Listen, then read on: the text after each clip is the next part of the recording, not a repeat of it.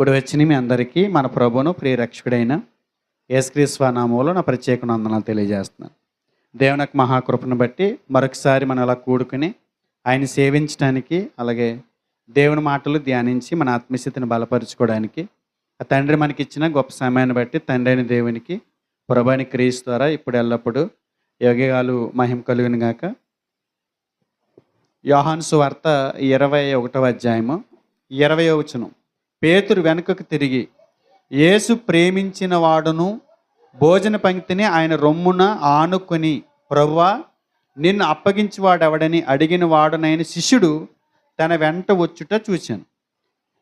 ఈ వచనంలో మనకేం కనపడుతుందంటే, యేసు ప్రేమించిన వాడును భోజన పంక్తిని ఆయన రొమ్మున ఆనుకొని, ప్రభువా నిన్ను అప్పగించువాడెవడని అడిగిన వాడైన శిష్యుడు. ఇక్కడ రెండు విషయాలు చెప్తున్నాడు. యేసుక్రీస్తు వారి చేత ప్రేమించబడిన వాడిగా, అలాగే యేసుక్రీస్తు వారి యొక్క రొమ్ముని ఆనుకొని ఉన్నవాడిగా ఒక శిష్యుడు ఉన్నాడు. ఈరోజు మనం ధ్యానించబోతున్న అంశం ఏంటంటే, యేసుక్రీస్తు ప్రేమించిన శిష్యుడు. ఆయన గురించి రెండు విషయాలు చెప్తున్నాడు అక్కడ. యేసు ప్రేమించిన వాడును యేసు రొమ్మున ఆనుకొని ఉన్నవాడు ఎవరైనా చూద్దాం. ఈయనకి యేసు ప్రేమించిన వాడు అనేటువంటి ఒక మంచి పేరు ఉంది. 19వ అధ్యాయము 26వ వచనం చూద్దాం. 19:26. యేసు తన తల్లియు తాను ప్రేమించిన శిష్యుడును దగ్గర నిలుచుండు చూచి, యేసు తన తల్లియు తాను ప్రేమించిన శిష్యుడును, తాను ప్రేమించిన శిష్యుడు. 21లో ఏం చూసాం మనం? యేసు ప్రేమించిన వాడును ఆయన రొమ్మున ఆనుకొని ఉన్నవాడును ఎవరో చూద్దాం.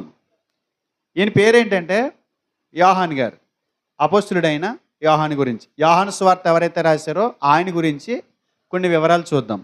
ఆయన గురించి బైబిల్ ఇచ్చిన స్టేట్మెంట్ ఏంటంటే, యేసు ప్రేమించిన వాడు, యేసుక్రీస్తు వారి చేత ప్రేమించబడినటువంటి వ్యక్తిగా మనకి యోహాను గారు కనిపిస్తున్నాడు. అతని యొక్క దృఢ నిశ్చయమైనటువంటి విధేయతను బట్టి యేసు ద్వారా యోహాను గారు ప్రేమించబడ్డారు. యేసుక్రీస్తు వారు యోహాను గారిని ప్రేమించడం గల ప్రధానమైన కారణం ఏంటంటే, అతని దృఢ నిశ్చయమైనటువంటి విధేయతను బట్టి.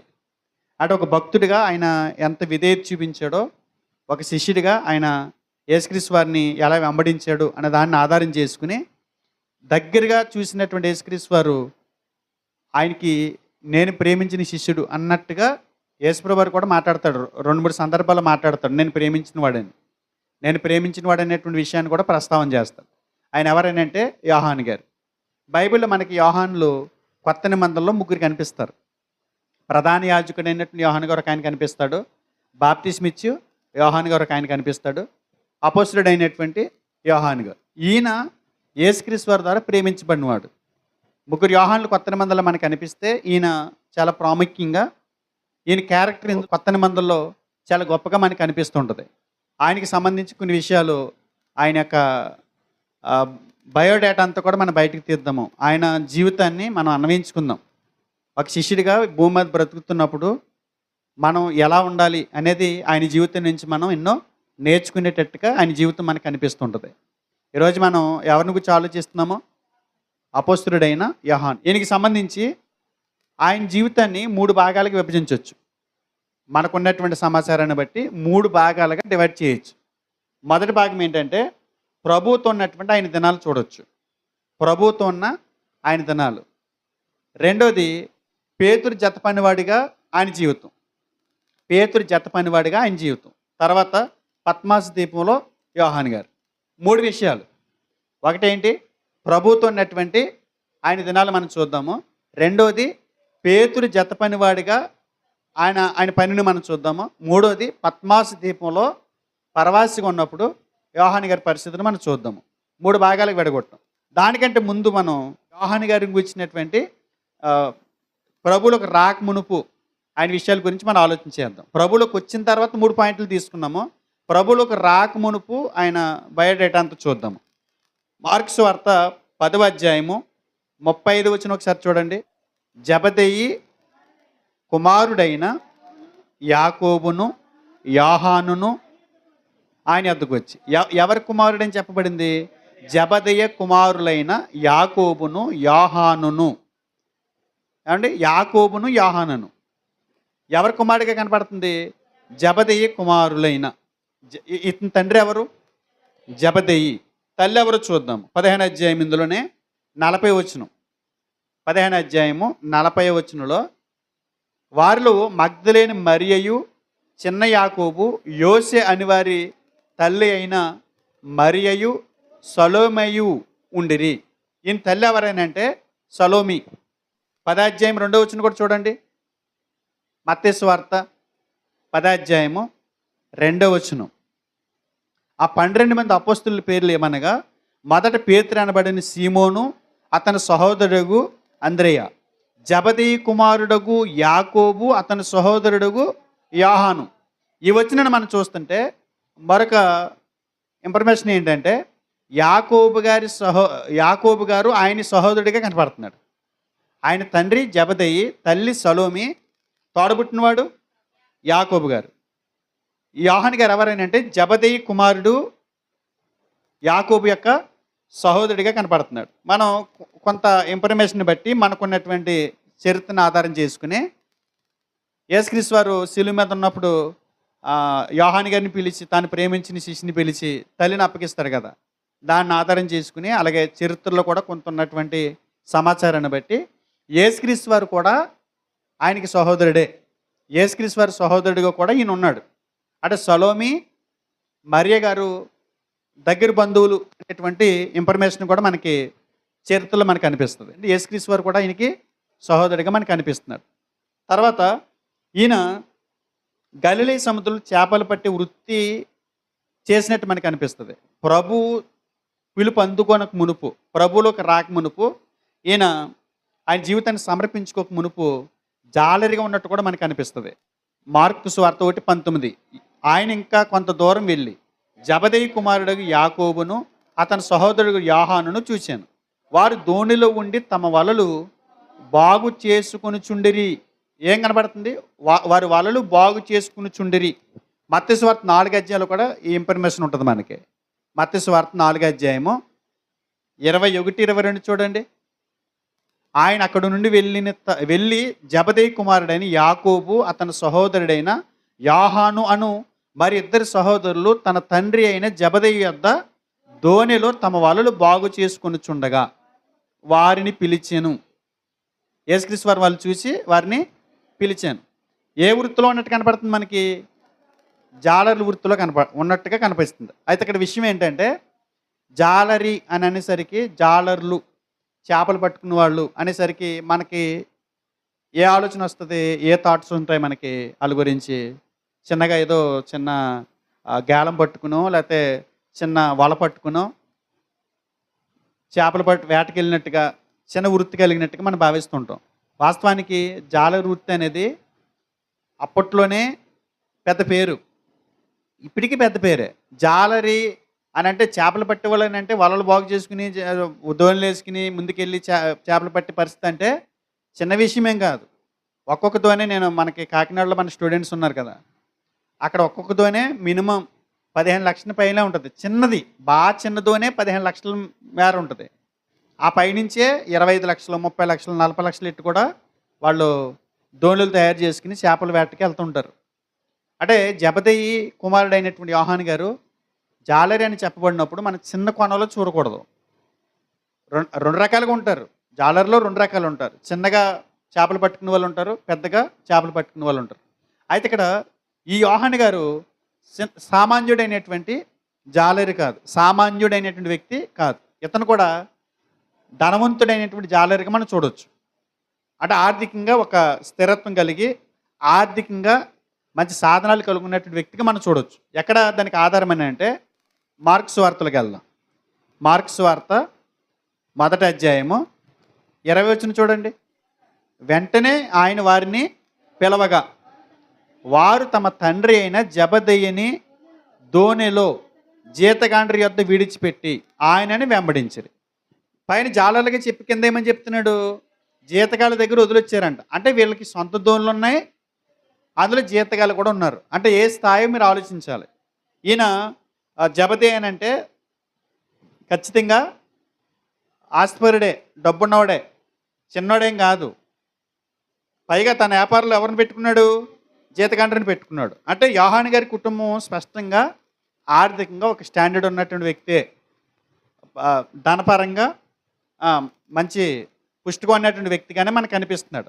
ఆ టైంలో వదిలొచ్చినట్టుగా మనం చూస్తాము. తర్వాత కోణంలోకి వెళ్దాం. మనం ముందు ఈ 3 విషయాలు కాకుండా ఆయన బయోడేటా అంతా చూసుకుంటూ వస్తున్నాం మనం. ఆయన సలోమి జెబెదయి కుమారుడు. ఆయన సహోదరుడు యాకోబు గారు. ఒక రకంగా రక్త సంబంధిగా యేసుక్రీస్తు వారు కూడా కనిపిస్తున్నారు.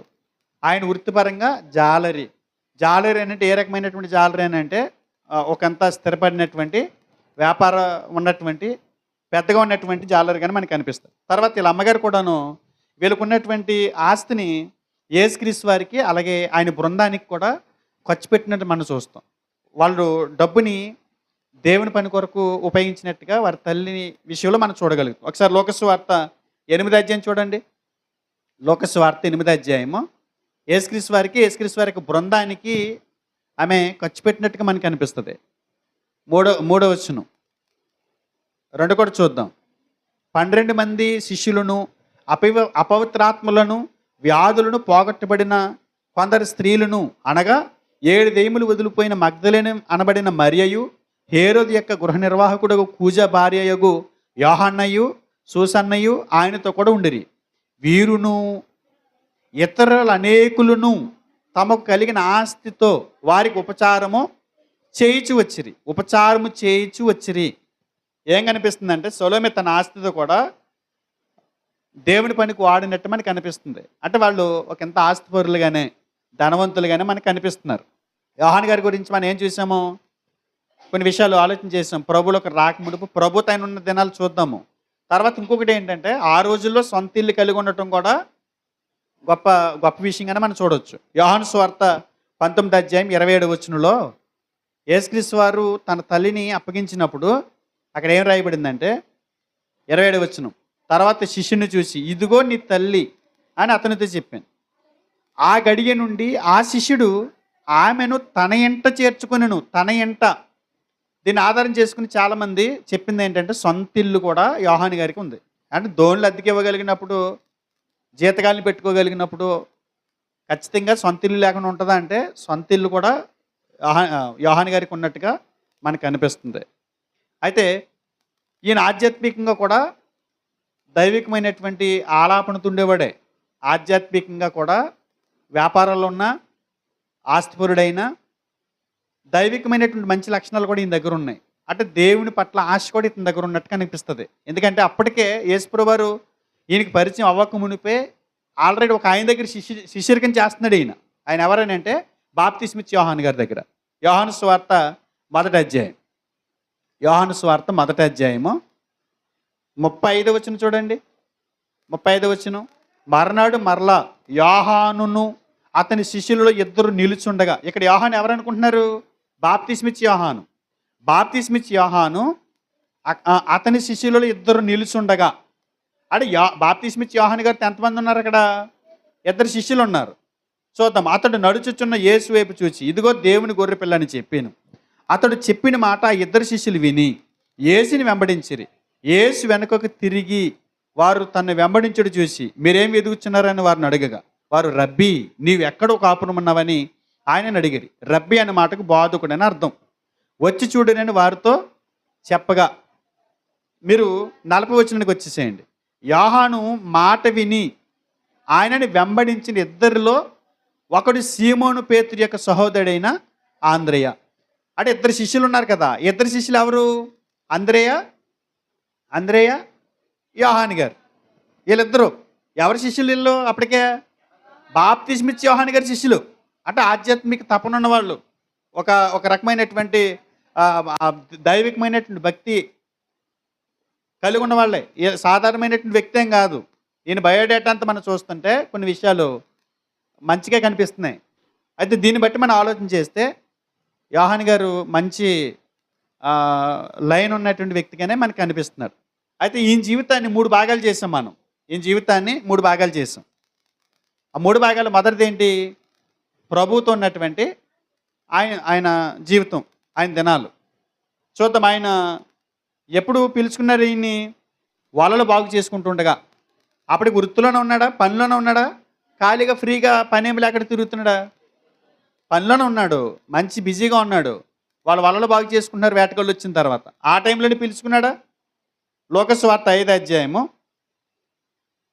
లోకస్వార్త 5 అధ్యాయము 11 వచ్చిన చూడండి. యోహాను గారు యేసుక్రీస్తు వారి పిలిచేటప్పటికి, యేసుక్రీస్తు వారి పిలుపు అందుకుని వచ్చేటప్పటికి ఆయన ఏం చేశాడు చూడండి. వారు దోణులను దరికి చేర్చి సమస్తమును విడిచిపెట్టి ఆయనను వెంబడించిరి. ప్రభు వారిని శిష్యులుగా పిలిచినప్పుడు సమస్తాన్ని విడిచిపెట్టి వెంబడించిన వారిలో యోహాను గారు కనిపిస్తున్నాడు. యోహాను గారు కూడా ఆ బృందంలో ఉన్నాడు. పైన మీరు చూడండి, 12 మంది శిష్యులు కాకుండా కొంతమంది శిష్యులను కూర్చున్నటువంటి అక్కడ వివరణ ఉంది. అందులో యోహాను గారు ఉన్నాడు ఖచ్చితంగా. ఓకే, యోహాను గారు కూడా సేవలోకి వచ్చేటప్పటికి ఏ పరిస్థితి వదిలేడు? సమస్తాన్ని విడిచిపెట్టాడా? సమస్తాన్ని విడిచిపెట్టి యేసుక్రీస్తు వారిని వెంబడించినట్టు మనకు అనిపిస్తుంది. ఈయన పిలవబడేటప్పటికి ఇంచుమించుగా ఈయన వయసు 25 సంవత్సరాలు ఉంది. ఇంచుమించుగా 25 సంవత్సరాల వయసులో యోహాను గారు యేసుక్రీస్తు వారిని సమస్తాన్ని విడిచిపెట్టి వెంబడించిన వ్యక్తిగా మనకు అనిపిస్తున్నాడు. ప్రభుతో నేను దినాలు చూస్తున్నాము. ప్రభుతో ఏ పరిస్థితుల్లో ఆయన వెంబడించాడని అంటే సమస్తాన్ని విడిచిపెట్టి. చాలా సందర్భాల్లో మనం కొన్నిటిని విడిచిపెట్టలేం. ప్రభులోకి వచ్చిన తర్వాత కూడా ప్రభు స్పష్టంగా మాట్లాడుతున్న విషయాలు కూడా మనం విడిచిపెట్టలేం. కానీ యోహాను గారు ఆయనకి జీవితానికి ఈ చాలా ప్రాముఖ్యం అని సమాజం ఏదైతే అనుకుంటుందో, లోకం ఏదైతే అనుకుంటుందో అలాంటివన్నీ కూడా ఉపయోగకరమైన అన్నీ కూడా వదిలేసి యేసుప్రభు వారి కోసం వచ్చినట్టు మనం చూస్తున్నాం ఇక్కడ. అంటే ఒక శిష్యుడిగా మనం గమనించండి, మనకి ఎన్ని ఉన్నా కూడా ప్రభు కంటే గొప్పవి కాదు అవి. మనకి ఎన్నున్నా కూడా దేవుని కంటే అవి గొప్పవి కావు. అందుగురించి దేవునికి మొదటి స్థానం ఇవ్వగలిగితే యేసుక్రీస్తు వారి చేత ప్రేమించబడే స్థితి మనకు వస్తుంది. యోహాను గారు సింపుల్గా మనం యేసుక్రీస్తు వారు ప్రేమించాడు ఆయన్ని అని అనటానికి లేదు. యేసుక్రీస్తు వారు ఎందుకు ప్రేమించాడు? 12 మంది శిష్యులు ఉండగా యోహాను గారిని అంతగా ఆయన ప్రేమించే పరిస్థితి ఎందుకు వచ్చింది? ఇలాంటి నిబద్ధత ఆయన దగ్గర కనిపిస్తుంది. ఇలాంటి దృఢమైనటువంటి విధేయత ఆయన దగ్గర మనం చూడగలుగుతున్నాం. కాబట్టి మనం ఈ నుంచి నేర్చుకునేది ఏంటంటే, ఎన్నున్నా కూడా దేవుని కొరకు పక్కన పెడితే ఖచ్చితంగా మన పేరు అక్కడ ఖచ్చితంగా పిలువబడుతుంది, మన పేరు గౌరవించబడుతుంది. ఇక్కడ మనకి యోహాను గారు ఇక్కడే కాదు, తర్వాత రెండో రాకల్లో కూడా పరలోకంలో కూడా ఆయనకి ఒక రకమైనటువంటి కీర్తి వస్తుంది అన్నట్టుగా మనకి బైబిల్ లేఖనాలు చెప్తున్నాయి. ఆయనే కదా ఆయన స్థానంలో ఎవరున్నా సరే, అలాంటి స్థానంలో ఎవరున్నా సరే, అలాంటి పని ఎవరు చేసినా కూడా ఆ పరిస్థితి వస్తుంది. మనకి ఫిలదెల్ఫియా అనేటువంటి సంఘం గురించి మీరు చదవండి, ఇంటికి వెళ్ళిన తర్వాత ప్రకటన గ్రంథంలో 3వ అధ్యాయంలో ఉంటుంది. అందులో ఎవరైతే ఆయన కోసం బ్రతుకుతారో వారి పేరు ఎంతగా హెచ్చించబడుతుందో యేసుప్రభు వారి లేఖలో మాట్లాడతారు. దాన్ని బట్టి యేసు ప్రేమించిన శిష్యుడికి ఈయన పిలువబడ్డాడు. ఇలాంటి పనులు మనం కూడా చేయగలిగితే, ఎలాంటి తెగువ మన దగ్గర కూడా ఉండగలిగితే ఖచ్చితంగా మనం కూడా యేసుక్రీస్తు వారి చేత ప్రేమించబడతాం, మన పేరు కూడా గొప్ప చేయబడుతుంది. ప్రభుత్వం ఉన్నటువంటి ఆయన దినాల గురించి మనం ఆలోచిస్తున్నాము. ఏ సమయంలో, ఎలాంటి పరిస్థితుల్లో, ఏ వయసులో ఆయన పిలువబడ్డాడో చూసాం. సాధారణంగా 25 సంవత్సరాల వయసు అని అంటే, ఇప్పుడు అదే 25 సంవత్సరాల వయసులో, 30 సంవత్సరాల వయసులో మన బాప్తీసం తీసుకోమని అడిగితే ఏమంటున్నారు పిల్లలు? నాకు ఇంకా వయసు ఏమైపోయింది, ఇంకా బోలంత వయసు ఉంది, అప్పుడే తీసుకుని ఏం చేస్తాం, అప్పుడే తీసేసుకుంటే మన పరిస్థితి ఏంటి, ఇలా ఉండకూడదు అలా ఉండకూడదు అని మాట్లాడుతుంటారు. కానీ వయసు మళ్ళినటువంటి వ్యక్తులు ఈ భూమి మీద వాళ్ళని అలా ముందు పెట్టుకుని చూడటం తప్ప మనం అంతకన్నా ఏం చేయగలం వాళ్ళ ద్వారా కదా. వయసు అయిపోయినటువంటి వాళ్ళని మీ పనులు మీరు పెట్టుకుంటారా? వయసు అయిపోయినటువంటి వ్యక్తుల్ని మనం ఏదైనా పనికి ఉపయోగిస్తామా? వాళ్ళని ఎలా చూడాలో అలాగే చూస్తాం. ఎప్పుడు పనులు పెట్టుకోగలుగుతాం? వయసు ఉన్నప్పుడే. యేసుక్రీస్తు వారు రక్తమంతా పలసపడిపోయిన తర్వాత వచ్చి ప్రాణం పెడితే ఆ రక్తానికి విలువ ఉండేదా? ఉండదు. చక్కని వయసు ఉన్నప్పుడు, మంచి బలం ఉన్నప్పుడు, రక్తపుష్టి ఉన్నప్పుడు ఆ రక్తం కూడా ఎలా మరుగుతుందంటే, శరీరం లోకానికి ఆకర్షించబడుతున్నటువంటి సమయంలో దానికి లోబడకుండా ఆ యవన ప్రాయంలోనే క్రీస్తు ప్రభు ప్రాణం పెట్టారు. కాబట్టి ఆ రక్తానికి మానవాళిని శుద్ధి చేసే శక్తి ఉంది. పవిత్రంగా, నిర్దోషిగా, నిష్కల్మషుడిగా, పాపుల్లో చేరక ప్రత్యేకంగా ఆ యవన ప్రాయంలో బ్రతికి ఆ రక్తాన్ని చిందించాడు. కాబట్టి ఆ రక్తానికి ఆ విలువ వచ్చింది, ఆ రక్తం మనల్ని శుద్ధి చేసింది. అలాగే వయసులో ఉన్నప్పుడే దేవుని కొరకు పని చేయాలి. ఏదైనా చేయగలమని అంటే ఆ వయసు ఉన్నప్పుడు చేసిందే లెక్కలోకి వస్తుంది. అందుకే నరుడు యవన కాలమున కాడు మోయట ధన్యత అన్నాడు. నరుడు యవన కాలమున కాడు మోయట ధన్యత అని బైబిల్ చెప్తుంది. కాబట్టి అలాంటి యవన ప్రేమలో వచ్చినటువంటి యోహాను గారు కూడా మనకి ఇదే విషయాన్ని నేర్పిస్తున్నారు. సమస్తాన్ని విడిచిపెట్టాడు. తర్వాత ఏం చేశాడు? 25 సంవత్సరాల వయసులో ఇంచుమించు అంటే వయసు ఉండగానే చాలా చేయాలి, బయట చేసుకోవచ్చు. ఆయనకి ఏది వంగిపోలేదు, ఏది అరిగిపోలేదు, ఏమీ చేయలేనటువంటి మూలన పడి ఉన్నటువంటి స్థితిలో యోహాను గారు యేసుక్రీస్తు వారిని ఏమి వెంబడించడం జరగలేదు. ఎలా వెంబడించగలిగాడు? ఏ స్థితిలో వెంబడించగలిగాడు? చాలామంది ఇప్పుడు సేవలకు ఎప్పుడు వస్తున్నారు? అన్న అయిపోయిన తర్వాత, రిటైర్మెంట్ అయిపోయిన తర్వాత కూడా సేవలకు వస్తున్నారా? అప్పుడు కూడా ఏ వాచ్మెన్ కింద ఎక్కడైనా పనుండి చూడండి అంటున్నారు. అప్పుడు వాచ్మెన్ కింద 2 సంవత్సరాలు 3 సంవత్సరాలు చేసిన తర్వాత కనీసం కూర్చుంటే లేవలేనప్పుడు, లేస్తే కూర్చోలేనప్పుడు, అప్పుడు బుక్ స్టాల్కి వెళ్ళి ఒక సంచుడు కొనుక్కుని అందులో బైబిల్ ఒకటి పెట్టుకుని సేవ అంటే బయలుదేరుతుంది. అలాంటి పరిస్థితులు దేవునికి ఏం ఉపయోగం ఉంటుంది చెప్పండి? వృద్ధాప్యం పరిస్థితి ఎలా ఉంటుందో ప్రసంగి గ్రంథం 12 అధ్యాయంలో మనం చూస్తాం. వృద్ధాప్యం అనేది ఎంత భయంకరంగా ఉంటుందో. కాబట్టి వయసు ఉండగానే దేవుని పని చేయడానికి యోహాను గారి జీవితం మనకి ఒక ఆదర్శవంతంగా కనిపిస్తుంది. యేసుక్రీస్తు వారి చేత ప్రేమించబడ్డాడు అని అంటే ఇలాంటి నిబద్ధత ఉంది కాబట్టే యోహాను గారు యేసుక్రీస్తు వారి చేత ప్రేమించబడ్డాడు.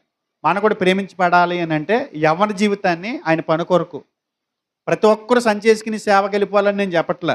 మీకున్నటువంటి ప్రతి సమయాన్ని కూడా సద్వినియోగం చేసుకోవాలి. ఇప్పుడు కొంతమంది రాలేదు, ఎక్కడున్నారా అంటే లోకంలో ఆ జీవితాన్ని, ఆ శక్తిని, ఆ యవన బలాన్ని పనికిమాలిన వాటి కోసం వాడుతున్నారు. దానివల్ల వచ్చే ఫలితం ఏంటి? ఒక పూట గడుస్తుందేమో, లేకపోతే ఈ 60-70 సంవత్సరాలు అనేటువంటి తాత్కాలిక జీవితంలో మనం ముందుకెళ్తామేమో. కానీ అసలు జీవితం ముందుంది. ఆ జీవితంలో మనం నిలబడాలి అని అంటే, ఆ జీవితంలో మనకి చోటు దొరకాలి అని అంటే ఖచ్చితంగా యవన ప్రయాణాన్ని దేవుని కొరకు వాడితే అది ఎంతో శ్రేష్టం. కాబట్టి యోహాను గారు మనకి ఈ విషయాన్ని నేర్పిస్తున్నారు.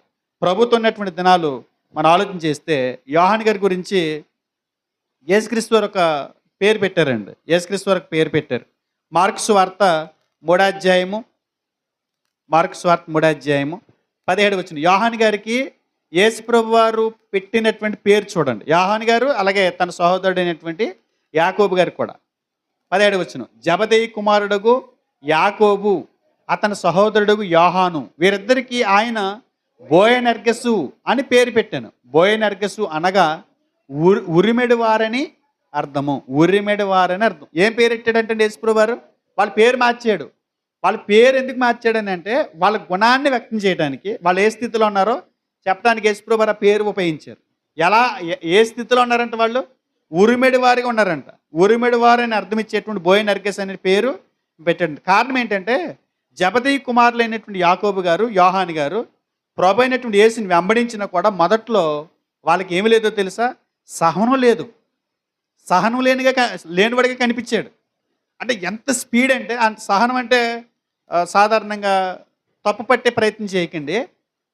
తప్పు పట్టే ప్రయత్నం మనం చేయొద్దు. సహనం అనే దాంట్లో కోప్పడే విషయంలో ఉద్రేకాన్ని వ్యక్తం చేసే విషయాలు 2 రకాలుగా ఉంటాయి. ఒకటి ఆవేశంలో ఉద్రేకపడతాం, అనాలోచితూ ఉద్రేకపడతాం.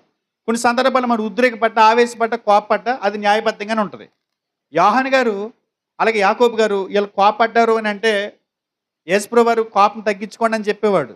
కానీ ఏమని చెప్తున్నాడు వాళ్ళకి? ఉరిమిడి వారు అంటే నువ్వు చాలా పవర్ఫుల్ అనమాట, థండర్, పిడిగిలాంటోడు నువ్వు, సన్ ఆఫ్ థండర్ అనమాట. అంటే ఉరిమిడి వాడు నువ్వు. కింద ఇంగ్లీష్ బైబిల్లో సన్ ఆఫ్ థండర్ అని ఉంటుంది, ఉరుము కుమారులని. అంటే ఈయన ఎలా కనపడుతున్నాడు? కొద్ది ఆవేశపూరుడిగా కనపడుతున్నాడు. చూద్దాం ఒకసారి లోకస్ వార్త. ఈయన కోపం న్యాయబద్ధమైందనా అంటే న్యాయబద్ధంగానే కనపడుతుంది, కానీ యేసుప్రభు వారితో ఉన్నప్పుడు అలా యాక్ట్ చేయకూడదు. లోకస్ వార్త 9వ అధ్యాయము 53 వచనం చూడండి. ఆయన యెరూషలేమునకు వెళ్ళ నబుముఖుడైనందున వారు ఆయనను చేర్చుకొనలేదు. శిష్యులని యాకోబు యోహానును అది చూచి, ప్రభువా, ఆకాశము నుండి అగ్ని దిగి వీరిని నాశనము చేయనట్లు మేము ఆజ్ఞాపించడం నీకు ఇష్టమా అని అడుగగా ఆయన వారు తట్టు తిరిగి వానిని గద్దించాను. ఏమంటున్నారండి? యేసుక్రీస్తు వారిని యేసుప్రభు వారు యెరూషలేముకి వెళ్ళాలనేటువంటి ఆలోచనలో ఉన్నాడు. కాబట్టి ఇక్కడ ఈ ప్రాంతంలో ఒకవేళ వెళ్ళిన వాళ్ళు రానివ్వరు, ఎందుకంటే యేసుప్రభు వారికి అక్కడికి వెళ్ళడానికి ఇష్టం లేదు. కానీ వీళ్ళు ఏం చేస్తున్నారు? రానివ్వలేదు కదా వెళ్ళు, యేసుప్రభుని రావద్దన్నారు కదా. ఏమంటున్నారు? ఆకాశం నుండి అగ్ని దిగి వీరిని నాశనము చేయనట్లు మేము ఆజ్ఞాపించండి నీకు ఇష్టమా అని అడుగుతున్నారు. పుట్టినట్లు ఏమి ప్రభు అన్న చోట చూడండి, ప్రభు అన్న చోట 3 ఉందా? 55 వచనంలో యోహానును అది చూచి, యాకోబు యోహానును అది చూచి ప్రభువా ఉందా? ప్రభువా అని ఉందా? పైన చిన్న అక్షరం 3 ఉందా? చిన్న అక్షరం ఏముంది? అనేక ప్రాచీన ప్రతులలో ఏలియా చేసినట్లు ఏలియా ఆకాశం అగ్ని కురిపించి చాలా మందిని దహించి వేసేసాడు కదా. అక్కడ పాత నిబంధనలో మనకు కనిపిస్తుంది, రాజుల 2వ గ్రంథంలో. అలాంటి సిచ్యువేషన్ ఇక్కడ తీసుకొద్దాము. ఏంటి నేను రానవరా? ఆకాశం నుంచి అగ్ని రప్పించి వీళ్ళందరినీ తగలెట్టేస్తామంటున్నారు. ఇది ఆవేశం మంచిదే, కానీ ఆవేశం శృతి మించితే ఎలా ఉంటుంది? యేసుక్రీస్తు వారు ఏమంటున్నాడు? వాళ్ళు ఎట్టి ఆత్మ గలవారో మీకు తెలీదా? వాళ్ళు కాపాడడానికే మనం ఉన్నాం, వాళ్ళు కాపాడడానికి నేను వచ్చాను. నన్ను అనుసరించేవాళ్ళు మీరు కూడా అలా ఉండాలి, వారి ఆత్మల పట్ల సహనం కలిగి ఉండాలి తప్ప ఆవేశపడకూడదు. కాబట్టి ఇలాంటి గుణం ప్రారంభ దినాల్లో యేసుక్రీస్తు వారిని వెంబడిస్తున్నప్పుడు ఉన్నాయి. సేవ మొదలెట్టిన స్టార్టింగ్లో మామూలుగా ఉండేది కదా పోరుసు. ఇప్పుడు చూసి వాకింగ్ చేసి అందరూ అంటున్నారు, ఏంటన్నయ్య గారు స్లో అయిపోయారు అంటున్నారు. స్లో కాదబ్బా, అప్పుడు స్పీడ్ అయ్యాను అన్నాను. నేనేం చెప్తానంటే ఇప్పుడు స్లో అవటం కాదు, అప్పుడు బాగా స్పీడ్ అయ్యాను. ఎందుకంటే అప్పుడు ఆ వయసు అలా ఉండేది, ఆ తపన అలా ఉండేది, ఏదో సాధించాలన్నట్టుగా ఉండేది. కానీ మనం ఏం చేసేయాలనుకున్నా, మనం ఎంత ఆవేశపడిపోయినా దేవుడు తన మన చేయి పట్టుకుని నడిపించే స్థితిలో ఉన్నప్పుడు చక్కని పరిచయం జరుగుతుంది. ఆవేశంలో మాట్లాడే మాటలు ఫలిస్తాయో ఫలించవో, ఆవేశంలో మాట్లాడే మాటలు ఎవరిని ఇబ్బంది పెడతాయో, ఎవరిని దేవునికి దూరం చేస్తాయో మనకు తెలియదు.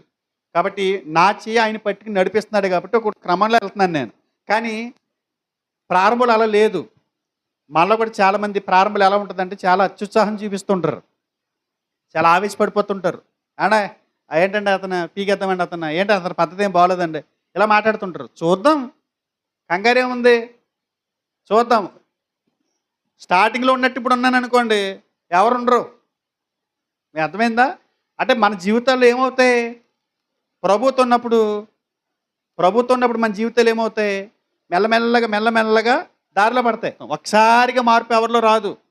కానీ యేసుప్రభు వారితో ఉన్నప్పుడు ప్రారంభ దినాల్లో బొత్తిగా సహనం లేని వారిగా కనిపించినటువంటి వీళ్ళు తర్వాత మన పరిస్థితి చూద్దాం ఎంత గొప్పగా మారిపోయారు అన్నది. యేసుప్రభు వారు ఏమని పేరెట్టారు వీళ్ళకి? ఉరిమిడి వారు, సన్ ఆఫ్ థండర్స్ అంట. సన్స్ ఆఫ్ థండర్ అంటే ఉరుము కుమారులు ఇలా పేరు. అంటే వీళ్ళ పరిస్థితి ఎలా ఉందో చూడండి. తర్వాత వీళ్ళ అమ్మ కూడా కొంత చొరవ తీసుకుని, యేసుప్రభు వారు బంధువే కదా, తోడుకోళ్ళ కుమారుడు అనుకుందో లేకపోతే ఏమనుకుందో తెలీదు. ఈమె కూడా ఏం చేసిందంటే, దేవుని రాజ్యం అంటే వారికి సరైన అవగాహన లేనప్పుడు జబదేయి కుమారులైనటువంటి యోహాను గారు, యాకోబు గారు ఎలా ప్రవర్తించారో వాళ్ళ అమ్మ కూడా అలాగే ప్రవర్తించింది.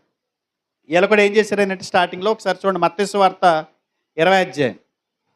మత్తయి సువార్త 20వ అధ్యాయం 20వ వచనం చూడండి. 20వ వచనం. అప్పుడు జబదేయి కుమారుల తల్లి తన కుమారులతో ఆయన యొద్దకు వచ్చి నమస్కారం చేసి ఒక మనవి చేయబోగా, నీవేమి కోరుకొనిచున్నావని ఆయనని అడిగాను. అందుకమే నీ రాజ్యమందు ఈ నా 2 కుమారులు ఒకడు నీ కుడి వైపునను ఒకడు నీ ఎడమ వైపునను కూర్చుండే సెలవిమ్మని ఆయనతో నేను. అంటే ఏమనుకుంటుంది? ఈ కొద్ది సొర తీసుకుంది. కొంతమంది ఉన్నారనుకోండి, ప్రార్థన చేయించుకుంటున్నారనుకోండి సేవకుడి ద్వారా, ఇలాగ బంధువులు ఎవరన్నా వీళ్ళు గెంటుకుంటూ వచ్చేసి మా మా అక్కాల అబ్బాయి ఈయన, లేకపోతే మా అన్నయ్య గారు ఈయన, మా పెద్దనాన్నగారు కొడుకు పక్కనండి అని తీసుకొచ్చినట్టుంది. ఇప్పుడు ఇక్కడ ఏమర్థం వాళ్ళు వీళ్ళకి? దేవుని రాజ్యం అంటే సరైన అవగాహన మొదట్లో లేదు వీళ్ళకి. కాబట్టి దేవుని రాజ్యంలో తమకు ప్రాధాన్యత కావాలని వీళ్ళ తల్లి ఏమడుగుతుంది? కుడివైపున ఒకడట, ఎడం వైపున ఒకడంట. ఈమె సలోమే అంటే చిన్నదేం కాదు, సలోమే అంటే బలహీనమైన విశ్వాసరాలేం కాదు. ఆమెకున్న మనం అనుకోవచ్చు సరైన అవగాహన లేక బంధు ప్రీతితో వచ్చేసి ముందుకొచ్చి ఇలా చేసిందని. కానీ ఈమె ప్రభు కొరకు ఖర్చు పెట్టినటువంటి ధనం విషయంలో కానీ, ఆ ఖర్చు విషయంలో కానీ, తర్వాత యేసుప్రభు వారి శిలువ మీద ఏలాడుతున్నప్పుడు తల్లి అయిన మరితో పాటు ఉన్నటువంటి ఆ తెగువ కానీ మనం చూసినప్పుడు ఆమె కూడా మంచి బిలీవర్ కానీ కనిపిస్తుంది. మనం ఒక రకంగా ఆలోచిస్తే ఒక రకంగా కనబడుతుంది, మనం మంచిగా ఆలోచించేవాడికి మంచిగా కనిపిస్తుంది. ఈమె ఏ రకంగా ఆలోచించి ఉంటుంది? ఒకవేళ అలాంటి పరిస్థితి ఏదైనా ఉంటే మా పిల్లలు అక్కడ ఉండటం మంచిది అని ఏ తల్లి అయినా కోరుకుంటుంది. ఆ రకంగా కోరుకుందో, బలహీనరాలే కోరుకుందో మనం డిక్లేర్ చేయలేం. మనకున్న సమాచారాన్ని బట్టి ఆమె ఖచ్చితంగా నా పిల్లలు ఒక ప్రభు దగ్గర మంచి స్థానంలో ఉండాలి అని కోరుకున్నట్టుగా మనకు అనిపిస్తుంది. అంటే దేవుని రాజ్యం అంటే ఆవిడకి అర్థం కానిది ఏంటంటే అక్కడ హెచ్చు తగ్గులు ఉండవు, పెద్దోడు చిన్నోడు ఉండదు, కుర్చీల మీద కింద కొంతమంది కూర్చుంటారు, కింద కింద కొంతమంది కూర్చుంటారు. అలాంటి వ్యత్యాసాలు ఉండవని సంగతి మాత్రం ఆమె గుర్తించలేకపోయింది. తర్వాత ఏదెలాగున్నా కూడా ప్రభు యొక్క శిష్యుడిగా యోహాను మొదట్లో ఆసక్తి పడనటువంటి మాట వాస్తవమే, కానీ అతని ఆసక్తి జ్ఞానానుసారమైనదిగా మనకు కనిపిస్తుంది. కొంతమంది ఆసక్తి ఎలా ఉంటుందంటే వారు ఆసక్తిని కనపరుస్తారు, అత్యాసక్తిని కూడా కనపరుస్తుంటారు, కానీ వాక్యానికి దగ్గరగా ఉందా లేదో చూడరు. వాళ్ళ ఆసక్తి జ్ఞానానుసారమైందా కాదన్నది ఆలోచించరు. వీళ్ళెరువురు కూడా ఆ ఆసక్తిని కనపరిచారు, కానీ అది వాక్యానుసారంగా ఉంటే మరింతగా బాగుండేది. అయితే ఇక్కడ విషయం ఏంటంటే యోహాను గారు ఎలాంటి దుందుడుకుతనం నుంచి, సహనం లేనటువంటి పరిస్థితి నుంచి ఏ స్థాయికి వచ్చేసాడు తెలుసా? ఏ స్థాయికి వచ్చాడనంటే యేసుక్రీస్తు వారిని గెత్సెమనే తోటలు పట్టుకున్నారు చూసారా? యేసుక్రీస్తు వారిని గెత్సెమనే తోటలు పట్టుకున్నారు. ఆ పట్టుకున్నప్పుడు పేతురు గారు ఏమన్నాడు తెలుసా? ఒకసారి చూద్దాము. పేతురు గారికి ఈయనకి తేడా చూద్దాము. 26వ అధ్యాయం మత్తయి సువార్త 30వ వచనం చూడండి. అంతటి వారి కీర్తన పాడి ఒలివ కొండకు వెళ్ళేది. అప్పుడు యేసు వారిని చూసి, ఈ రాత్రి మీరు అందరూ నా విషయమే అభ్యంతరపడెదరు. ఏల అనగా గొర్రెల కాపరిని కొట్టుదును, మందలోని గొర్రెలు చెదిరిపోవును అని రాయబడి ఉన్నది కదా. నేను లేచిన తర్వాత మీకంటే ముందుగా గలిలేకి వెళ్ళేదను. అందుకు పేతురు, నీ విషయమే అందరూ అభ్యంతరపడినాను, నేను ఎప్పుడూ అభ్యంతరపడనని ఆయనతో చెప్పాను. అంటే తర్వాత ఏం జరిగిందో తెలుసా? యేసుక్రీస్తు వారిని గెత్సెమనే తోటలో ఎప్పుడైతే అరెస్ట్ చేశారో మొట్టమొదటిగా పారిపోయిన వ్యక్తి ఈయనే. ఏం చెప్పాడు ముందు? ఒకవేళ వాళ్ళు చేస్తారేమో కానీ నేను మాత్రం అలా చేయను అన్నాడు. అసలు వాళ్ళు చేసారు లేదు తెలియదు, కానీ ముందు ఎవరు చేశాడు? పేతురు గారే పారిపోయాడు. అంటే ఏం కనపడుతుంది మనకి? యోహాను గారి దగ్గర గెత్సెమనే తోటలో యేసుప్రభువు అరెస్ట్ అయినప్పుడు అందరు వెళ్ళిపోయినా కూడా యోహాను గారు మాత్రం మీరు కిందకి చదువుకెళ్ళండి, పక్కనే యేసుక్రీస్తు వారిని వదిలి వెళ్ళలేని స్థితిలో ఉన్నాడు. వదలబుద్ధి లేదు ఆయనకి. భయం వేసినా కూడా ఆ పరిస్థితి వదిలి అతను వెళ్ళలేకపోయాడు. యేసుక్రీస్తు వారిని గెత్సెమనే తోటలో పట్టుకున్నప్పుడు కానీ, ఆయన బందిగా కొనుక్కోబడినప్పుడు కానీ, అన్యాయపు తీర్పు పొందినప్పుడు కానీ, యోహాను గారు ఆ కష్ట సమయంలో అలాంటి శ్రమలు ఎదుర్కొంటున్నప్పుడు యేసుప్రభువు వారిని విడిచిపెట్టి వెళ్ళినవాడు కాడు, కూడానే ఉన్నాడు. సాధారణంగా ఎవరు కూడా అక్కడ కనపడలేదు. యోహాను గారు మాత్రమే ఆయనను ఆనుకున్న శిష్యుడని రాశాడు. ఎందుకు తెలుసా? ఆయన రొమ్మునున్న శిష్యుడని ఎందుకు రాశాడు తెలుసా? ఆయన కష్ట సమయంలో కూడా వదలనటువంటి వాడు ఎవరు అని అంటే యోహాను గారు. కానీ నిజంగా అక్కడ వాస్తవానికి పేతురు గారు కత్తి తీసి నరికాడు. యోహాను గారు ఆ పవర్ అక్కడ చూపించలేదు. ఏం చేశాడు? ఆయన ఆనుకున్నాడుగా. ఏమొచ్చింది ఆయనకి? ఆ సహనం లేని స్థితి నుంచి సహనం వచ్చేసింది. ప్రభుతో ఎంతకాలం తిరిగాడు? అప్పటికే ఎంతకాలం తిరుగుంటాడు? 3.5 సంవత్సరాలు కదా. 3.5 సంవత్సరాలు యేసుప్రభు పరిచర్యలో ఇలా 12 మంది శిష్యులు నేర్చుకున్నారు. ఆ 3.5 సంవత్సరాల్లో ఎంత స్థితిలో మార్పు వచ్చింది చూడండి. సహనం లేనటువంటి వ్యక్తి, ఆవేశపడైనటువంటి వ్యక్తులు ఎలా మారిపోయాడు? అసలు నిజంగా ఆ పరిస్థితి వచ్చినప్పుడు పేతురు గారిని కత్తించుకుని వేసాడు, కానీ యోహాను గారు చాలా ఆలోచించాడు. ఎందుకంటే ఆయన అరెస్ట్ చేసినా కూడా వదిలి వెళ్ళలేని స్థితిలో ఉన్నాడు యోహాను గారు. అందుకే యేసుప్రభువు వారి చేత ప్రేమించబడ్డాడు. మనం ఎప్పటికప్పుడు ప్రభుత్వ ప్రయాణం చేస్తానండి, చాలా వదిలేసుకుంటాం. నేను అందుకే పరిశుద్ధుల సహవాసం మంచిది అంటాడు దేవుడు. పరిశుద్ధుల సహవాసం ఎలా ఉంటుందంటే, మనం వల్గరగా ఉన్నాం అనుకోండి, ఏదైనా ఒక స్మోక్ చేసే అలవాటు లేకపోతే డ్రింకింగ్ చేసే అలవాటు ఉన్నవాళ్ళు మనతో కలిసి తిరుగుతున్నారు అనుకోండి, మనం మంచి స్నేహితుడే, కానీ తర్వాత ఏమవుతుంది? అలా తిరగ అతను మన ఇబ్బంది పడుతున్న స్థితిని చూసి వాళ్ళు చెప్తారు, పాపం ఇది నీకు పొక్క పడదు కదా నీకు, ఏమనుకోకే అని ముందు 2-3 సార్లు మన ముందు గుప్పేస్తారు. తర్వాత ఏం చేస్తారు? నీ ఎదురుకుండా కాల్చలేదు, ఇబ్బంది పడుతున్నావు కదా, నాకు స్నేహం ముఖ్యం అన్నట్టుగా చేస్తారు. తర్వాత వాళ్ళకి తెలియకుండానే ఒక అలవాటుని వదిలేసుకుంటారు. అలా అంటే మీరు తాగుతున్నారు, సిగరెట్లు కాలుస్తున్నారు, ఇది కాదు నేను చెప్పేది. అవి వాళ్ళ శరీరానికి హాని తలపెట్టి మన ఆత్మీయ జీవితానికి, మన ఆత్మలు కూడా చెడు చేసేటువంటి కొన్ని లక్షణాలు ప్రభుత్వం ఉన్నప్పుడు మనం వదిలేసుకోవాలి. మీకు కట్టెల గురించి చెప్పాను ఎప్పుడైనా?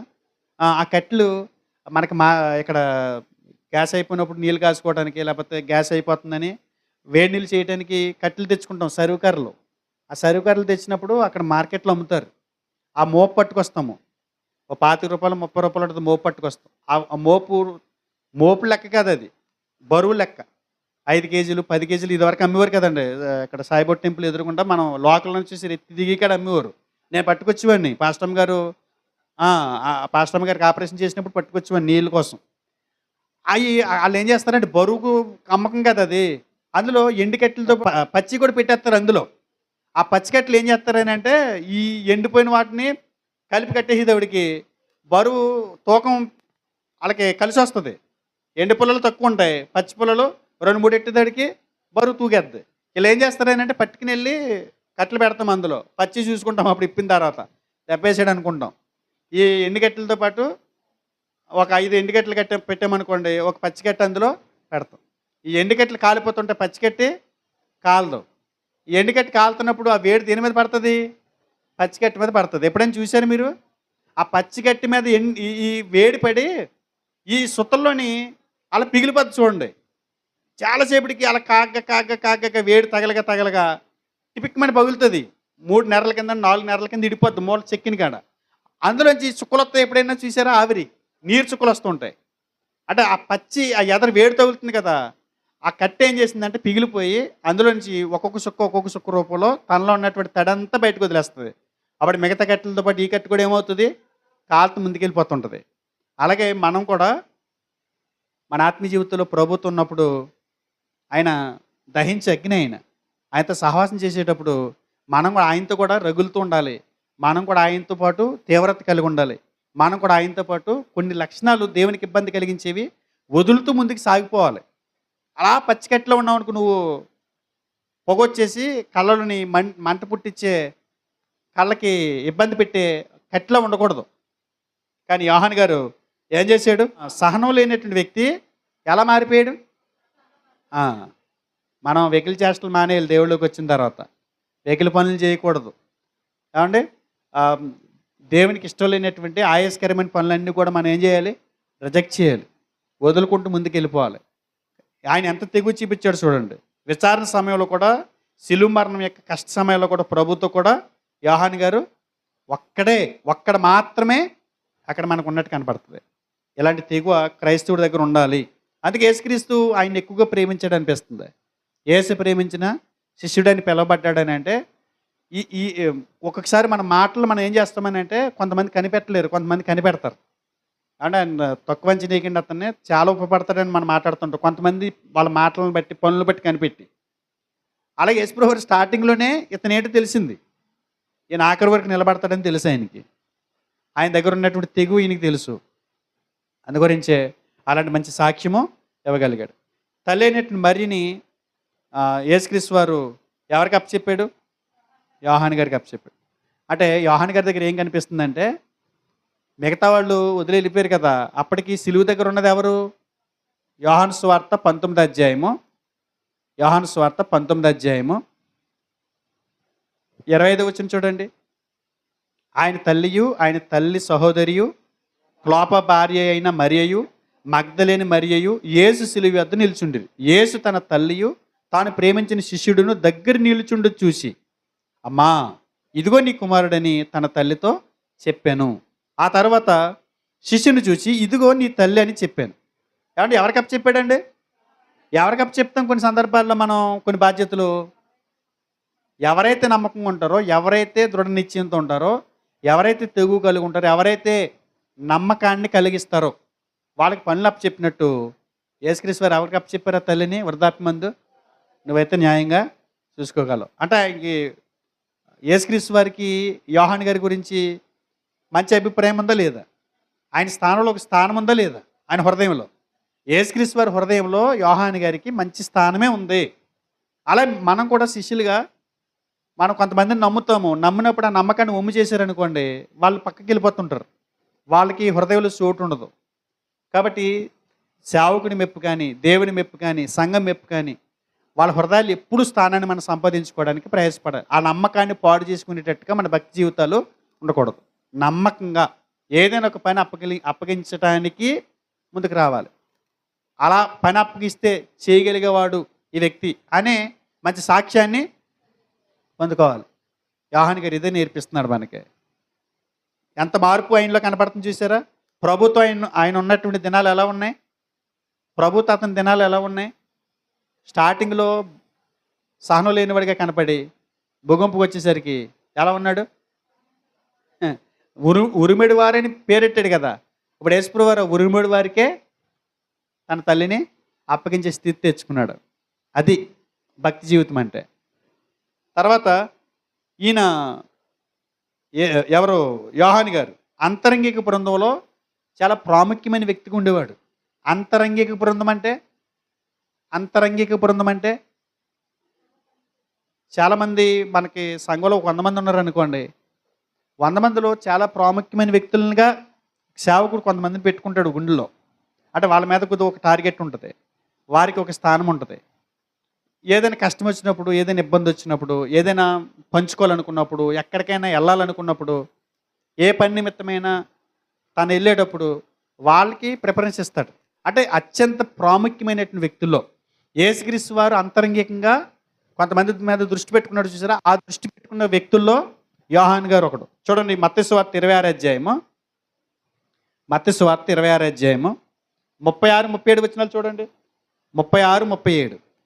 అంతటి యేసు వారితో కూడా గెస్సెమని అనబడిన చోటుకి వచ్చి, నేను అక్కడికి వెళ్ళి ప్రార్థన చేసి వచ్చే వరకు మీరు ఇక్కడ కూర్చుండుడని శిష్యులతో చెప్పి 12 మందిని తీసుకొచ్చాడా? 36 వచనంలో 12 మంది ఉన్నారు అక్కడ. 12 మందిని తీసుకొచ్చాడు. 37 వచనానికి వచ్చేటప్పుడు చూడండి, పేతురును జబదయి 2 కుమారులను వెంట పెట్టుకుని పోయి దుఃఖపడుటకును చింతాక్రాంతుడగుటకును మొదలుపెట్టెను. అంతరంగిక బృందంలో యోహాను గారు ఒకడు. ఇంకొక ఆయన ఎవరు? వాళ్ళ సహోదరుడు అయినటువంటి యాకోబు గారు. ఇంకొక ఆయన ఎవరు? పేతురు గారు. అర్థమైందా? ఎవరికి స్థానం ఉంది ఆయన హృదయంలో? అంటే ఎక్కువగా ఎవరితో పంచుకునేవాడు అయినా చాలా ప్రాముఖ్యమైన విషయాలన్నీ కూడా వాళ్ళతో షేర్ చేసుకున్నాడు. చూడండి, ఇంకొక మాట చూపిస్తాను చూడండి. మార్కు సువార్త 9:2. 6 దినములైన తర్వాత యేసు పేతురును యాకోబును యోహానును మాత్రము వెంట పెట్టుకుని ఎత్తైన ఒక కొండ మీదకి ఏకాంతముగా వారికి తోడుకుని పోయి వారి ఎదుట రూపాంతరము పొందెను. యేసుక్రీస్తు వారు రూపాంతర కొండ మీద కూడా ఎవరిని తీసుకెళ్ళాడు? ముగ్గురిని తీసుకెళ్ళాడు. గెస్సెమనే ప్రార్థన స్థలానికి ఎవరిని తీసుకెళ్ళాడు? ఇలా ముగ్గురిని తీసుకెళ్ళాడు. మిగతా వాళ్ళు ఉన్నారు, కానీ ఎవరు ఆయనకి టచ్లో ఉన్నారు? ఎవరు ఆయనకి ప్రాముఖ్యులై ఉన్నారు? యోహాను గారు ఉన్నాడా? యోహాను గారు ఉన్నాడు. మార్కు సువార్త 5 అధ్యాయము 35 వచనం చూడండి. ఆయన ఇంకను మాట్లాడుచుండగా సమాజ మందిరపు అధికారి ఇంట నుండి కొందరు వచ్చి, నీ కుమార్తె చనిపోయినది, నీవిక బాధకుని ఎందుకు శ్రమ పెట్టుదు అనిరి. యేసు వారు చెప్పిన మాట లక్ష్య పెట్టక భయపడకము, నమ్మిక మాత్రం ఉంచమని సమాజ మందిరపు అధికారితో చెప్పి పేతురు యాకోబు సహోదరుడు యోహాను అను వారిని తప్ప మరి ఎవరినైనాను తన వెంబడి రానీయక. యాయిరు కుమార్తెను బ్రతికించినప్పుడు ఎవరిని తీసుకెళ్ళాడు? అందులో యోహాను గారు ఉన్నాడా? ఎంత ప్రిఫరెన్స్ ఇచ్చాడు చూడండి. నేను బైబిల్ క్లాస్కి రమ్మంటే నేను రాను, నేను పని ఉంది, నాకు కుదరదు అని చెప్తున్నారు కదా కొంతమంది. ఏదైనా మీటింగ్కి వెళ్దాం రమ్మంటే రావట్లేదు, నాకు ఆ టైంకి కావద్దని అంటున్నారు కదా. అది ఎంత గొప్ప భాగ్యం అండి బాబు. అలాంటి గొప్ప భాగ్యాన్ని పోగొట్టుకుని రేపు 2 రాకల్లో ఉంటుంది. ఆ సన్నివేశం వేరుగా ఉంటుంది. అందరికీ దొరకదండి అది. కొంతమంది వ్యక్తులు ఉంటారు, కొంతమంది వ్యక్తులకే ఆ స్థానం దొరికిద్ది. ఆ స్థానాన్ని కూడా కోల్పోయే వాళ్ళు కొంతమంది ఉంటారు. ఆ స్థానాన్ని కూడా కొంతమంది కోల్పోతుంటారు. యేసుక్రీస్తు వారు అంతరంగికంగా ప్రాముఖ్యత ఇచ్చినటువంటి ముగ్గురు వ్యక్తుల్లో యోహాను గారు ఒకడు. నువ్వు అలా చోటు సంపాదించుకోగలుగుతున్నావా అని అడుగుతున్నా. నాకు ఏదైనా మా పాస్టర్ గారికి ఏదైనా కష్టం వచ్చినప్పుడు, ఏదైనా ప్రాముఖ్యమైన పని వచ్చినప్పుడు ముందుగా నన్ను మాత్రమే పెడతారు, నాకే ఫోన్ చేస్తారని చెప్పగలిగే స్థితి ఎవరికైనా ఉందా? ఒకవేళ లేకపోతే తెచ్చుకోవడానికి ప్రయత్నం చేయాలి. అలా సేవకుడి దృష్టిలో పడేటట్టుగా మీ పనులు ఉండాలి. యేసుక్రీస్తు వారి దృష్టిలో ఎవరు ముగ్గురు పడ్డారు? ఇలా ముగ్గురు పడ్డారు. అందులో యోహాను గారు ఉన్నాడు. ప్రభుత్వ 5 దినాలు చూసాం కదా మనం. ఏమి అర్థమైంది మీకు? ప్రభుత్వం యోహాను గారు గడిపినటువంటి దినాలు ఎంత గొప్పగా ఉన్నాయి. అసలు మన విశ్వాస జీవితంలో మన పరిస్థితులు ఏంటి? మన క్రియలు ఎలా ఉన్నాయి? మన ప్రవర్తన ఎలా ఉంది? ఎక్కడైనా ఇంతైనా మార్పు కనపడుతుందా మనలో? ఒక శిష్యుడు ఎలా ఉండాలో యోహాను గారు తన జీవితం ద్వారా చూపించాడు. చెప్పలేదైనా, బ్రతికే చూపించాడు. చాలా గొప్పగా కనపడుతుంది. క్రీస్తు శిష్యులుగా మారిన తర్వాత ఇంతైనా మార్పు మనలో కనపడాలి. ఆ సంవత్సరానికి ఆ సంవత్సరం మార్పు కనపడాలి. కానీ మన జీవితాలు మార్పు కనపట్ల. ఇది మొదటి భాగం. రెండోది ఏంటంటే, పేతురు జతపనివాడిగా యోహాను కనిపిస్తారు. పేతురు జతపనివాడిగా యోహాను గారు కనిపిస్తారు. ప్రభు యొక్క మరణం, సమాధి, పునరుద్ధానాలు యోహాను విశ్వాస విధానంలో గొప్ప మార్పు తెచ్చినట్టు మనకు కనపడుతుంది. ప్రభుతో ఉన్నప్పుడు ఉన్న విధానానికి యేసుక్రీస్తు వారు చనిపోయి సమాధి చేయబడి తిరిగి పునరుద్ధానుడు అయిన తర్వాత జీవితానికి చాలా వ్యత్యాసం కనపడుతుందండి. అప్పుడు ప్రభుతో ఉన్నాడు, ఆయన తెగుని చూపించాడు. ప్రభువే కూడా లేకపోతే అప్పుడు కొంత ఏమవుతాం, డల్ అవుతాము, కొంతగా బలహీనపడతాము. ప్రాముఖ్యమైన వ్యక్తి మన మధ్య లేకపోయేసరికి ఆందోళన కలిగిద్ది. కానీ ఈయన ఆందోళన పెరగలా, మరింత తెగువ చూపించాడు. పేతురు గారితో ఈయన పరిచయం అలా కనపడుతుంది. చూద్దాం, మనం ముందుకెళ్తే యేసుక్రీస్తు వారు పరమనకు వెళ్ళిపోయిన తర్వాత అపొస్తలుడైనటువంటి యోహాను గారు పేతురుతో సువార్త చేస్తూ జతపడివాడిగా పనిచేశాడు. అపొస్తల కార్యాలు 3:5 చూడండి. అపొస్తల కార్యములు 3:5.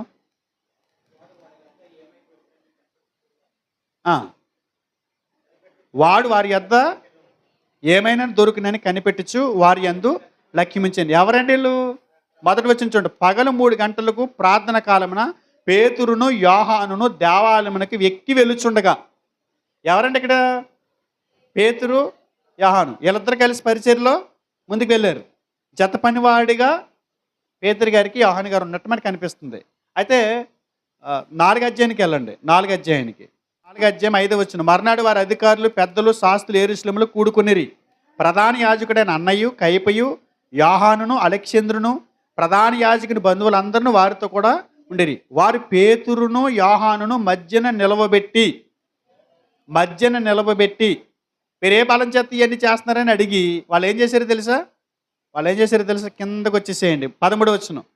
వారు పేతురు యోహానుల ధైర్యం చూసినప్పుడు వారి విద్యలేని పామరులను గ్రహించి ఆశ్చర్యపడి వారు యేసుతో కూడా ఉండిన వారని గుర్తెరిగిరి.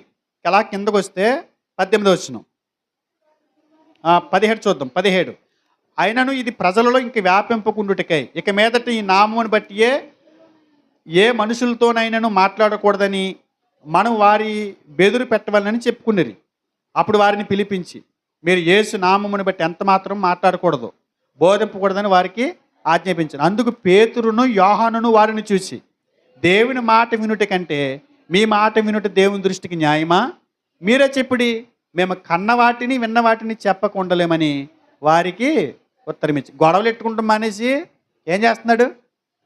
పని చేస్తున్నాడు. ముందు వాళ్ళు పక్కన పెట్టేసే, వాళ్ళు ఆపేస్తే ఆగిపోయేది ఇది కాదు. ఏంట్రా ఆపారేంట్రా అని చెప్పి ఎదురు దెబ్బలెట్లు పెట్టుకోలేదు. అక్కడ ఏం చేశాడు? మీరు గొడవ పెట్టుకున్నారు కానీ మా పని చేసేనూ ఉండి కొట్టుకుంటారా, కొట్టుకుని ఎంతసేపు కొట్టుకుని మమ్మల్ని వదిలేస్తే మా పని అనేది మేము చేసుకెళ్ళిపోతాం. మేము కన్న వాటిని విన్న వాటిని చెప్పకుండా ఉండలేదు. ఎంత తెగువ కనపడుతుందండి, ఎంత తెగువ కనపడుతుంది. ఆకాశం నుంచి అగ్గిని కురిపించి చంపేయాలన్నాడు కదా, వీళ్ళ తమ్ముడినే చంపేశారండి ఓ రోజుని. చూడండి, అపొస్తల కార్యాలు 12వ అధ్యాయము. ఎంతో మంచి బంధంతో ఉన్నటువంటి యోహాను గారితో కూడా యాకోబు గారు ఉన్నాడా? పేతురు, యాకోబు, యోహాను వీళ్ళిద్దరిని ఎడగొట్టగలిగారు ఎవరైనా? ఎడగొట్టలేదు.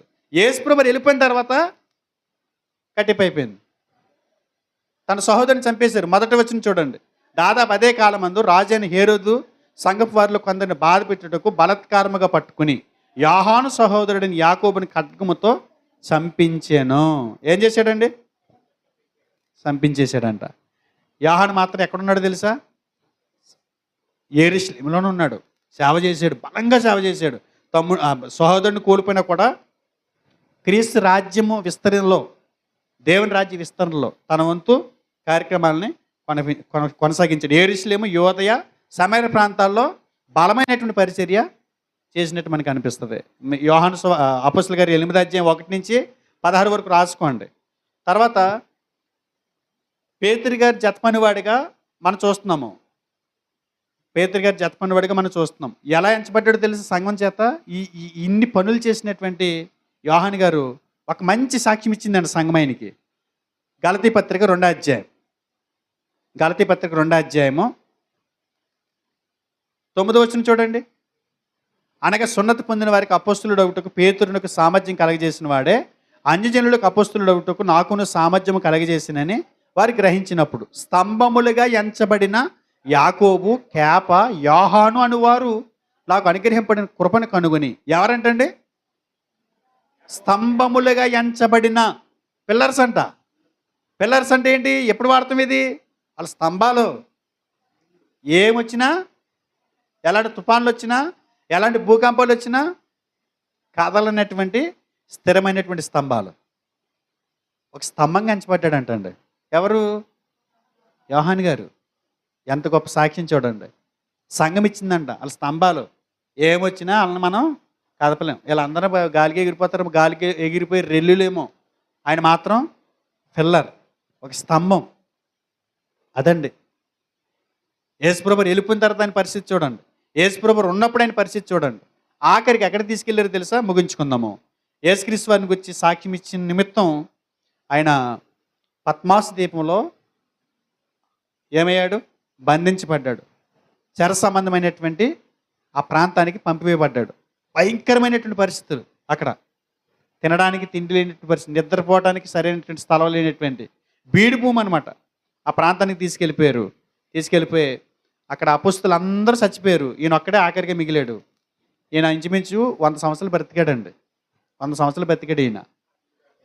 అక్కడ కాదండి, ఆ దీవిలో ఇంచుమించు ఒక 6 సంవత్సరాలు 7 సంవత్సరాలు ఉండుంటాడు. తర్వాత ఎఫెసు అనే ప్రాంతానికి వృద్ధుడై ఉన్నప్పుడు తీసుకొచ్చేసారండి. వృద్ధుడైన తర్వాత వదిలేశారు. యేసుక్రీస్తు వారి గురించి సరసాలలో పాడేశారు. ఆ పద్మాసు ద్వీపం అండి మనకి ప్రకటన గ్రంథ ధ్యానాల్లో చెప్పాను, ఒకసారి చూడండి. భయంకరమైనటువంటి దీవండి అది. ఇంచుమించు అటు 10 కిలోమీటర్లు, ఇటు 6 కిలోమీటర్లు మధ్యలో ఉంటుంది. అది సెంటర్లో పారిపోవడానికి వీలు ఉండదు, ఇక బయటకు రావడానికి వీలు ఉండదు. చుట్టూ సముద్రం. అదొక ద్వీపం, క్షమించాలి, ద్వీపం. దీవి వేరు, ద్వీపం వేరు. దీవి అంటే సముద్రంలో ఉంటుంది, కాకపోతే భూమి మీద నుంచి ఉంటుంది, దారి ఉంటుంది, అక్కడికి చిన్నగా దారి ఉంటుంది.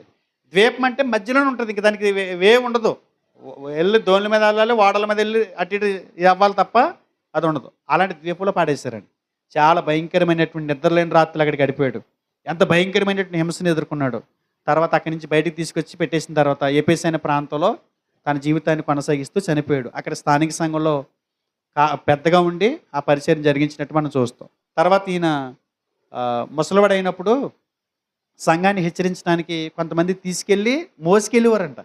మోసుకెళ్ళి అక్కడ వాకింగ్ చెప్పించి మరలా మోసుకొని తీసుకుని ఇంటికి వచ్చేవారంట. ఆయన ఎవరంటే జెరమ్ అనేటువంటి వ్యక్తి ఈయన గురించి, ఆయన వృద్ధాప్యంలో ఎలాంటి ఇబ్బందులు ఎదుర్కొన్నాడో రాసుకొచ్చాడు ఆయన. అలాంటి గొప్ప జీవితం అండి ఆయన. యోహాను సువార్త, ఆయన పేరు మీద 3 పత్రికలు. యోహాను మొదటి పత్రిక, 2వ పత్రిక, 3వ పత్రిక, అలాగే ప్రకటన గ్రంథం, 5 పుస్తకాలు రాశాడు. అదండి ఆయన జీవితం.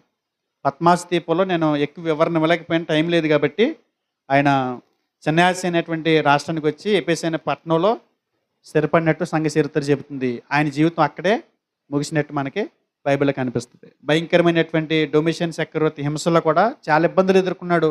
సంఘం కూడా చాలా ఇబ్బందులు ఎదుర్కొంది. ఆ సంఘం ఇబ్బందులు ఎదుర్కొన్నప్పుడు పద్మాసు ద్వీపంలో ఉండి దేవుని యేసుక్రీస్తు వారి దర్శనం తీసుకుని ఆ లేఖలు అక్కడ పంపించి ఆ శ్రమలు ఎదుర్కొంటున్నటువంటి, హింసించబడుతున్నటువంటి సంఘాన్ని ఆదరిస్తూ ధైర్యాన్ని ఇస్తూ యేసుప్రభువు ఇచ్చినటువంటి లేఖలు పట్టుకుని ఇచ్చినట్టు మనం చూస్తాం. ఆ ప్రకటన గ్రంథం అక్కడే రాశాడు.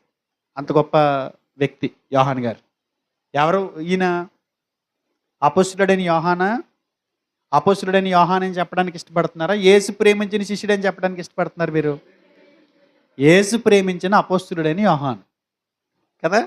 అపొస్తలుడిగా మరి ఎంత ఘనత వచ్చింది? అపొస్తలుడిగా ఆయన చెప్పిన సంఘానికి చట్టం, సంఘం అపొస్తలుడి బోధనే తీసుకోవాలి.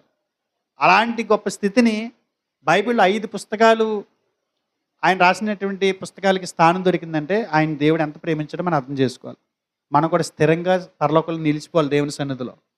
అలాంటి జీవితాలు ఈ భూమి మీద మనం బ్రతకాలి. అలాంటి జీవితాన్ని యోహాను గారి జీవితం మనకి దర్శనమిస్తుంది, మాదిరి చూపిస్తుంది, రోల్ మోడల్ అనమాట. అంత కాకపోయినా మనకు అనువుగా ఉన్నంత వరకు ఈ లోకంలో మనం మన పరిస్థితులన్నీ కూడా దేవుని పని కొరకు అనువు చేసుకుని మనం బ్రతకగలిగితే దేవునికి మహిమ, మన జీవితానికి సార్థకత. ఆలోచిస్తారనుకుంటున్నాను. దేవుని చిత్తం అయితే మనం ఒక్కొక్క భక్తుడి గురించి ఇలా ఆలోచిస్తే వెళ్తాం. ఇంకా చాలా సంగతులు ఉన్నాయి. నేను అవుట్లైన్ ఇచ్చాను అంతే. ఒకసారి ఇంటికి వెళ్ళిన తర్వాత నోట్స్ రాసుకుంటూ చూడండి, లేదంటే మరలా యూట్యూబ్లో ఒకసారి వినండి. ఎలా మన ఆత్మీయ జీవితాన్ని బలపరుచుకోవడానికి అది ఉపయోగపడుతుంది. ఓకేనా? ప్రార్థన చేసుకుందాం.